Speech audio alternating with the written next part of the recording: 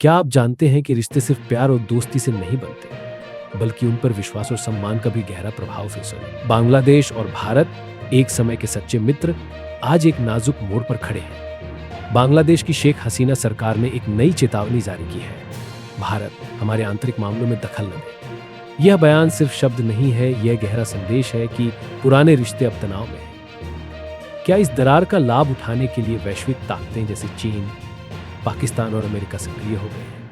आज हम इस संवेदनशील मुद्दे की गहराइयों में जाएंगे और जानेंगे कि यह स्थिति वास्तव में कैसे विकसित हुई है। भारत और बांग्लादेश की दोस्ती की कहानी सदियों पुरानी है। आप जानते हैं कि जब 1971 में बांग्लादेश ने पाकिस्तान से स्वतंत्रता की लड़ाई लड़ी, तब भारत ने एक महत्वपूर्ण भूमिका निभाई थी। उस समय लाखों बांग्लादेशियों ने भारतीय धरती को अपने घर के समान माना।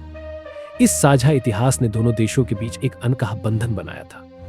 लेकिन आज की राजनीति और समाज में बदलाव आ गया है। बांग्लादेश में 2010 के आसपास की घटनाओं ने बांग्लादेश और भारत के बीच की दीवारों को मजबूत किया। वहीं बांग्लादेश में हिंदुओं की स्थिति भी बहुत चिंताजनक हो गई। भारत में हिंदू शरणार्थियों की बढ़ती संख्या ने एक बार फिर से यह सवाल खड़ा कर दिया है कि क्या बांग्लादेश वास्तव में अपने अल्पसंख्यक नागरिकों की देखभाल करने में सक्षम है।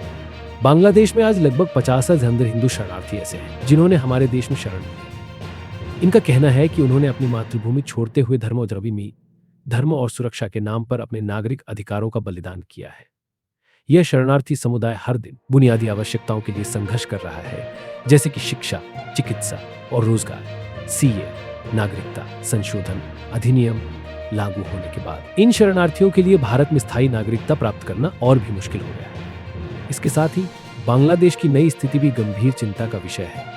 शेख हसीना की सरकार अगर कमजोर होती है तो क्या परिणाम होंगे? क्या बांग्लादेश में अस्थिरता और बढ़ेगी? इसके पीछे कई सवाल हैं। जब बांग्लादेश का नेतृत्व अमेरिका और अन्य पश्चिमी देशों की ओर देख रहा है, क्या यह संबंधों को और कमजोर करेगा?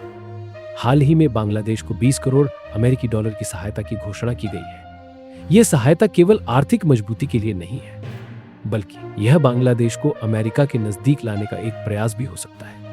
जब बांग्लादेश अमेरिका के साथ आर्थिक और सामाजिक विकास का और विकास के लिए सहयोग करता है, तो यह सीधे तौर पर भारत की स्थिति को प्रभावित कर सकता है। वर्तमान में भारत बांग्लादेश सीमा पर एक महत्वपूर्ण बैठक हुई। इस बैठक में यह तय हुआ कि 200 एकड़ भूमि बांग्लादेश को लौटाई जाएगी, जो पिछले कुछ समय से भारतीय क्षेत्र में आ गई थी। लेकिन यह जमीन केवल एक भूभाग नहीं है, यह एक संतुलन का प्रतीक है। जैसे जैसे हम इन बातों को समझते हैं, हमें यह भी जानना जरूरी है कि बांग्लादेश का परमाणु ऊर्जा प्लांट भी जोखिम में है।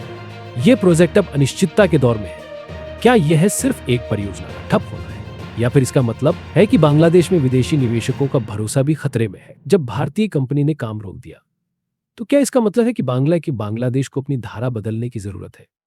क्या यह स्थिति हमें यह सोचने पर मजबूर नहीं करती कि वैश्विक राजनीति में नए अलायंसेस किस तरह बदलते हैं? क्या यह याद दिलाता है कि कैसे दीवारें खड़ी होती हैं और संबंध टूटते हैं? अब हम चाहते हैं कि आप हमारे साथ इस चर्चा में शामिल हों। आपके विचार जानना हमारे लिए महत्वपूर्ण है। क्या भारत को बांग्लादेश को अपनी जमीन लौटानी चाहिए, या क्या यह एक राजनीतिक चाल है जिसमें पश्चिमी देशों की भागीदारी है? कृपया नीचे कमेंट बॉक्स में अपनी राय दें। अगर आपको यह वीडियो पसंद आया हो तो इसे लाइक करें और अपने दोस्तों के साथ साझा करें। यह वीडियो केवल जानकारी नहीं है, बल्कि एक प्लेटफॉर्म है जहां हम सब मिलकर विचारों का आदान प्रदान कर सकते हैं। आज हमने एक जटिल मुद्दे पर चर्चा की है जो न केवल भारत और बांग्लादेश के लिए महत्वपूर्ण है, बल्कि पूरे दक्षिण एशिया में सुरक्षा और राजनीतिक संतुलन को भी प्रभावित करता है। क्या हम एक नए सामरिक दृष्टिकोण से देख सकते हैं? क्या बांग्लादेश अपने संबंधों को सही दिशा दे पाएगा, या केवल एक नई चुनौती साबित होगी? इन सब सवालों के साथ हमारा ये वीडियो यहाँ समाप्त होता है। हम आपके विचारों की प्रतीक्षा करेंगे। क्या शेख हसीना सरकार अपने देश को सुरक्षित रख पाएगी? क्या भारत अपने पुराने दोस्त को फिर से गले लगाएगा? इन सभी महत्वपूर्ण मुद्दों पर नजर रखने के लिए हमारे चैनल को सब्सक्राइब करें और बेल आइकन को दबाना न भूलें। जैसे जैसे घटनाक्रम आगे बढ़ेंगे, हम आपके लिए अपडेट लाते रहेंगे। न्याय और पारदर्शिता की हमारी खोज जारी है। जय हिंद, जय भारत।